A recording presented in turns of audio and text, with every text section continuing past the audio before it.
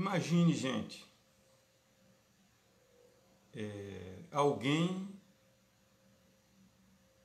que é porta-voz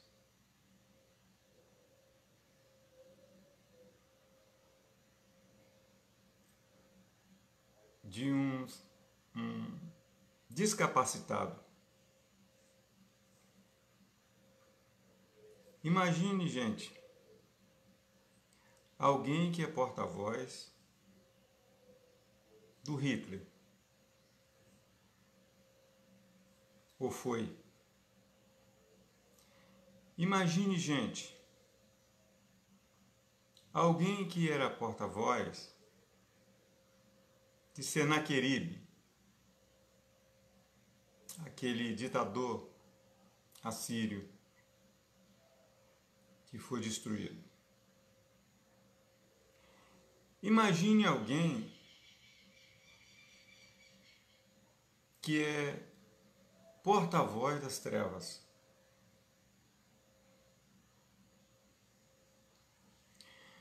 É difícil porque nós temos um militar que ele é porta-voz do governo. Tudo que o governo tem que dar satisfação à sociedade, ele tem que responder. Se a imprensa pergunta, ele tem que responder.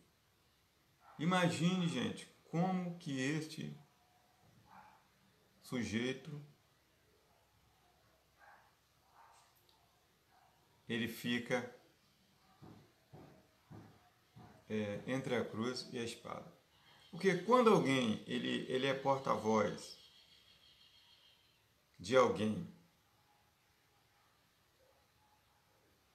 que ele não concorda,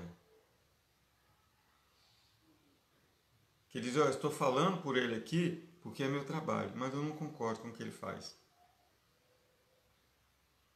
Mas quando ele é de um regime capitalista, de um regime fascista, e ele concorda com o que o outro faz,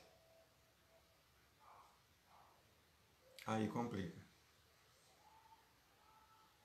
Porque ele fica com a consciência pesada. A consciência desse homem é pesada. Porque quando ele vai dormir, ele fica pensando. Não. Se ele é da mesma linha de capitalismo,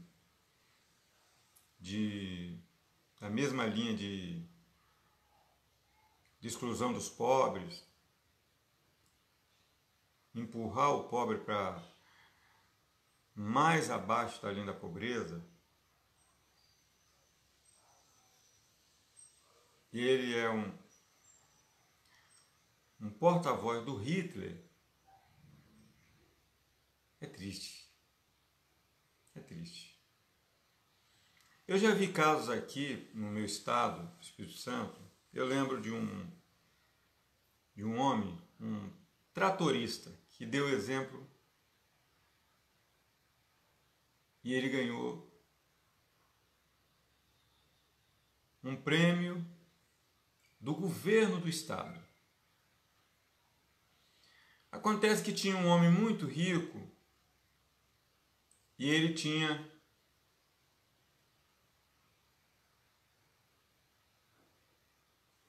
um terreno muito grande.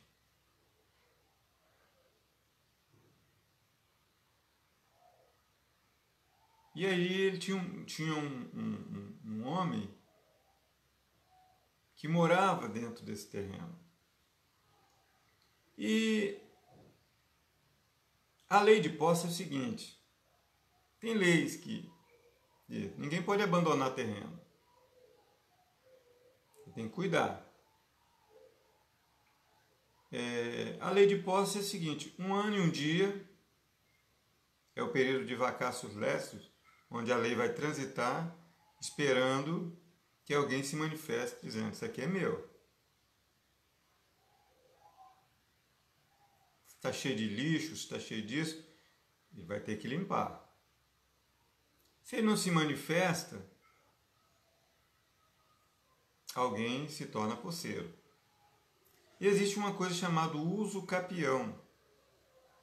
No uso capião, já é o período de 5 anos. 5 anos, está abandonado, ninguém cuida disso aqui. Então, a lei ela permite que aquela pessoa venha zelar por aquilo. Então, o tratorista, o proprietário ganhou uma ação de integração, de reintegração de posse, contra o homem que morava numa casinha dentro do terreno. Era uma cidadezinha do interior. Cidade aí do interior, do Espírito Santo. E o juiz deu uma ordem. Vai lá agora e faça uma reintegração de posse dessa pessoa que está lá, tira, quebra a casa dele. Chega lá,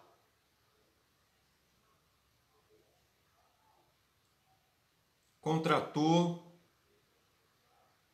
o tratorista era funcionário.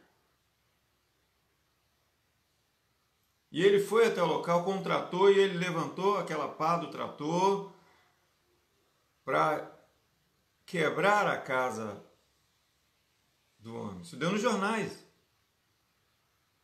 aqui no Espírito Santo. Só que quando ele pegava aquela pá que ele ia acertar a casa, ele travava.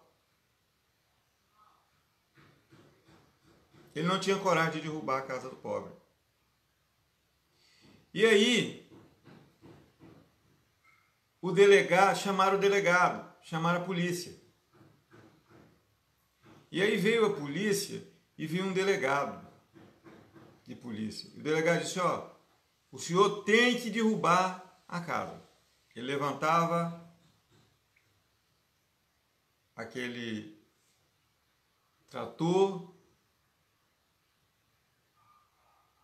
e quando ia derrubar, ele parava e não fazia isso. O delegado falou, se o senhor não derrubar essa casa agora, o senhor vai ser preso. Aí, agora, ele já estava sendo ameaçado de prisão. A coisa agora estava complicando para o lado do tratorista.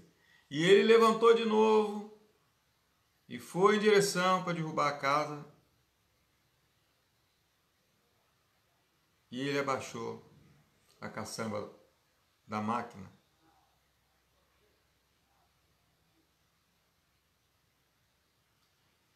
E aí, o delegado disse, você não vai derrubar não? E ele começou a chorar. E ele disse, moço, eu também sou pobre. Eu não tenho coragem de fazer isso. Eu não tenho coragem de derrubar. Eu vou perder meu emprego. O senhor vai me levar para a cadeia. Mas eu não vou derrubar a casa desse pobre. Eu sei que o senhor tem uma ordem, uma reintegração de posse. Mas eu não vou derrubar. O senhor pode me levar preso, eu vou perder meu emprego, eu vou sofrer com a minha família. Mas eu não vou derrubar essa casa, porque eu também faço parte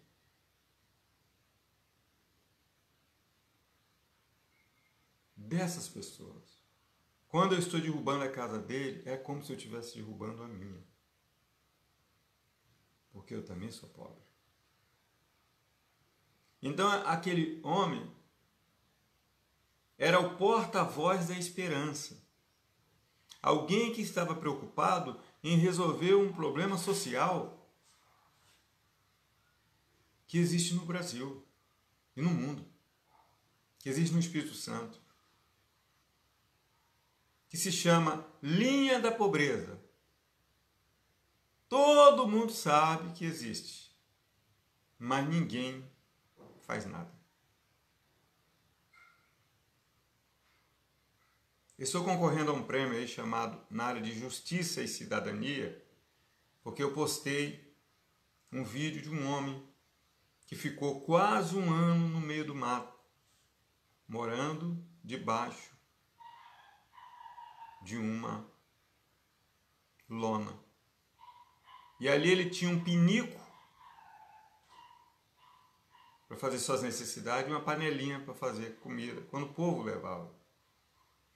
E ele manca, tem um problema no pé. A prefeitura não faz nada, porque as pessoas ricas do sistema capitalista, eles não se preocupam com o pobre. Todo mundo se preocupa em estar bem, em se divertir, em ir para a praia. Todo mundo tem direito de fazer isso. Até eu estou precisando fazer isso, né? Depois de assar o meu pão aqui, quem sabe eu vou na praia, né? Não é muito longe.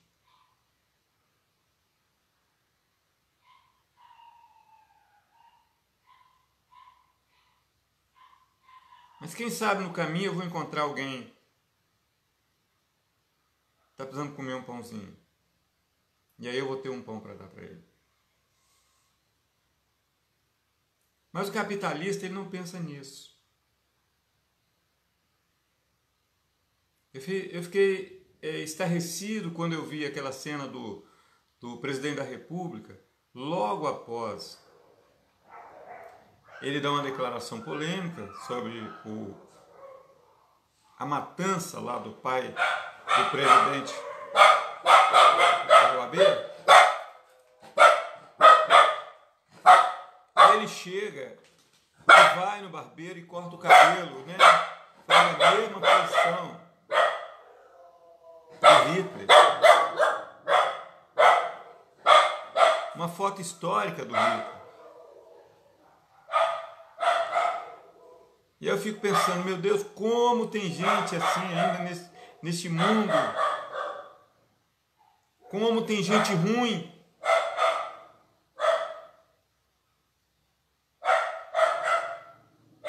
Como tem gente ruim.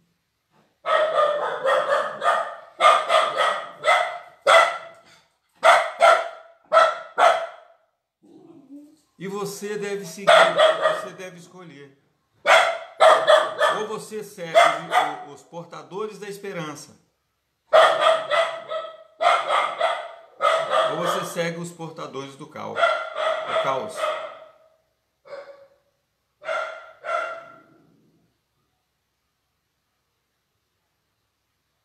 Ou você segue quem quebra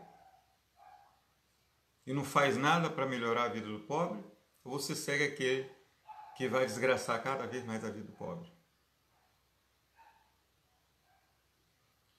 Você tem dois lados para escolher.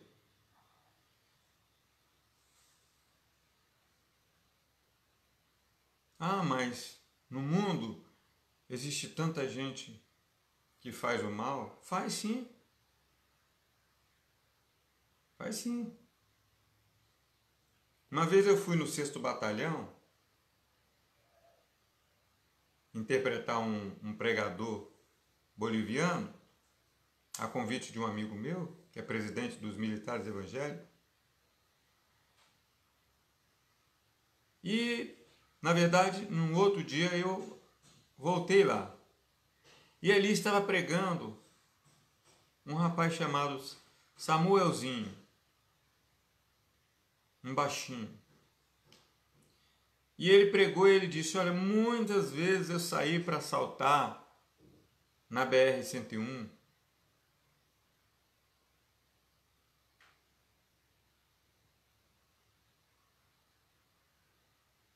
E muitas vezes quando eu vi uma pessoa evangélica, uma pessoa bem, eu ficava temeroso, eu dizia para meus amigos, oh, não, vamos pular aquela pessoa, porque aquela pessoa ali, essa pessoa é pessoa do bem. Vamos deixar essa pessoa quieta. não vamos assaltar não, porque vai dar algum problema pra gente depois. Só que uns 15 anos antes desse rapaz ir para a igreja, eu reconheci, ele era o assaltante que tinha me assaltado na BR-101. Ele estava com outro. E realmente eu percebi que ele não queria me atingir. Mas o outro que estava do lado dele, um rapaz alto, com os cabelos pintados de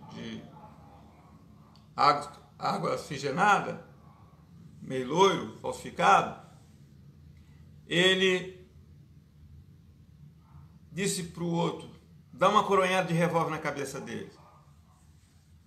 E ele veio, né? Ele veio para cima de mim. Na verdade, ele veio para tentar me derrubar, eu segurei com ele, e o outro veio e me deu uma coronhada de revólver na cabeça. E eu reconheci ele, dentro do batalhão da polícia militar, pregando, porque lá tem uma igreja, não tem nome, porque foi construída pelos militares evangélicos para evangelizar. E eu reconheci que aquele camarada, há 15 anos passados, havia sido o homem que tinha me ajudado a me assaltar, me dar uma coronhada de revólver na cabeça quando eu voltava da igreja. E quando ele desceu de lá, depois do culto, eu disse para ele, ó rapaz, você é o Samuelzinho, né? Pois é. Foi você, rapaz, que me assaltou há 15 anos atrás. Eu tomei uma coronhada de revólver, fiquei uma semana passando a mão na cabeça, porque o sangue escorria. Eu estava vindo da igreja, gente, a Bíblia. Mas eu disse para ele, olha, parabéns, Deus te abençoe, porque você hoje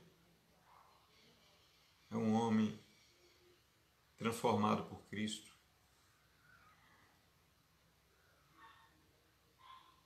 E durante o tempo que ele pregou antes, ele não me reconheceu, mas ele disse várias vezes, gente, muitas vezes quando eu ia fazer o mal para uma pessoa, temente a Deus, uma pessoa de bem, eu não fazia, eu resistia. E por isso é que eu estou livre. Ele disse, eu fui condenado a 40 anos de cadeia.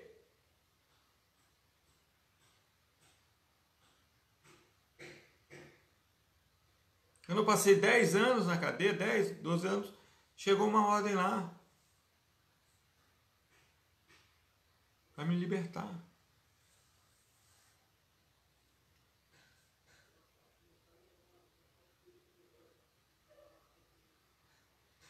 Então, gente, nós não podemos ser portadores do mal, porta-voz do mal, porta-voz de maldade. Ah, vamos tirar a aposentadoria dos pobres. Aí vamos lá, ó, o presidente está dizendo que a aposentadoria vai ser cortada. Eu fico imaginando a imprensa, como a imprensa age, porque antes que a reforma da Previdência passasse, a imprensa todinha era Bolsonaro, era Sérgio Moro, era o dia todo. A notícia podia vir contra eles, mas a imprensa segurava. Por quê? Porque era interesse das empresas, como eu já expliquei, como capitalistas, rentistas. Empresas, como eu disse, elas transmitem confiabilidade nas notícias, mas elas também são empresas. E elas investem no capital financeiro, elas investem na bolsa. Então era interessante para elas, como empresa, elas não pagarem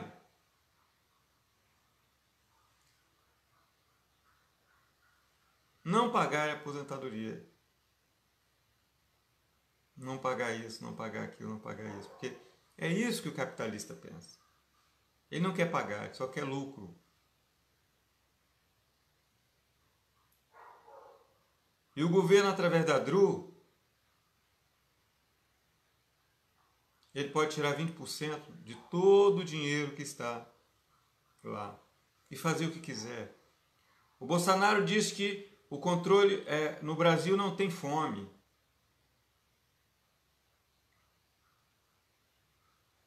Mas há uma subnutrição nas escolas quando ele tira o dinheiro da educação com qual as professoras e as diretoras e as cantineiras fazem a merenda das crianças. Porque quando eu era criança eu fazia isso. Muitas vezes eu ia para a escola já pensando na merenda, no suquinho, no biscoito, na canjica, na canjiquinha. É ali que a gente vivia. Isso é o ensino fundamental todo, gente. Mas um cara igual Bolsonaro, que a cada refeição dele é R$500, fora o Paulo Guedes, o segurança e os apaniguados dele e os filhos dele, que são todos milionários. Bolsonaro, no terceiro casamento dele, gente, com a Michele, ele alugou um cerimonial na montanha. E só entrava gente rico. Quem fez o casamento foi o pastor Silas Malafaia. Foi casamento de pobre, não. Casamento de rico. De milionário. Porque ele é milionário. A família Bolsonaro é uma das mais milionárias lá do Rio de Janeiro. E eu fico pensando muitas vezes, gente, uma vez Bolsonaro estava quando ele era deputado, levaram ali, não sei através de qual comissão, Fernandinho Beiramar. Fernandinho Beiramar estava com o braço enfaixado. E aí ele disse, olha, se eu e você se encontrar, o negócio não vai ficar bom para nós dois, não. O Bolsonaro falando com o Fernandinho Beiramar. E o Fernandinho Beiramar falou, não, eu conheço o senhor. Eu conheço o senhor. Conheço o senhor. Aí eu sempre pensei, eu conheço o senhor. Como? É porque ele conhece todo mundo lá fora? É porque ele controla uma facção, alguma coisa assim? Não, gente. Que as milícias estão intimamente ligadas com as facções.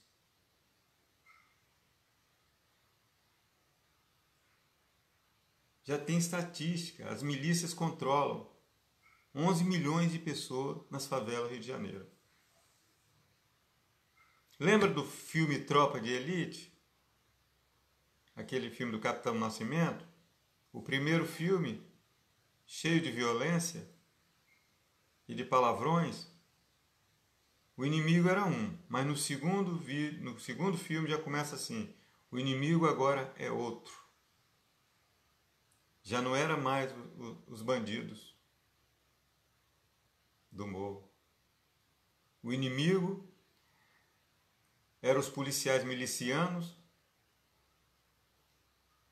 que eram expulsos da polícia por terrorismo, por fazerem coisas erradas, ou até mesmo estavam na corporação. E foi por isso que Marielle morreu, porque ela desafiou o Batalhão 91 91 que saía para matar.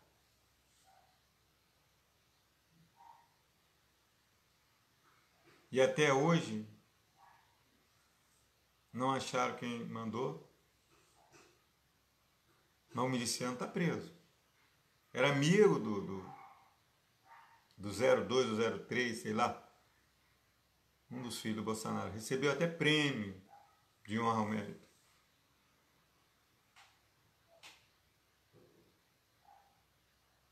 Rapaz, tinha uma perna, uma prótese. Aí eu pensei, poxa, por isso que eles se conheciam.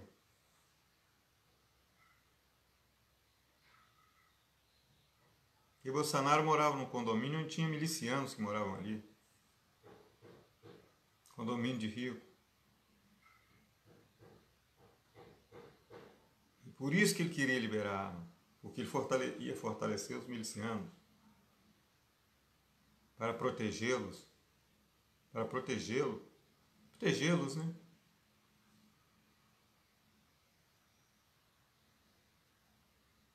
Infelizmente, a banda podre existe. No primeiro filme daquele autor que fez Polícia Federal, A Justiça Tem que Ser Cumprida, onde mostra Moro como herói, no segundo filme ele coloca Moro como um bandido, em nome da justiça. O nome dele é Padilha. Em nome da justiça. É o segundo filme. Moro aparece como bandido. E já veio o terceiro aí.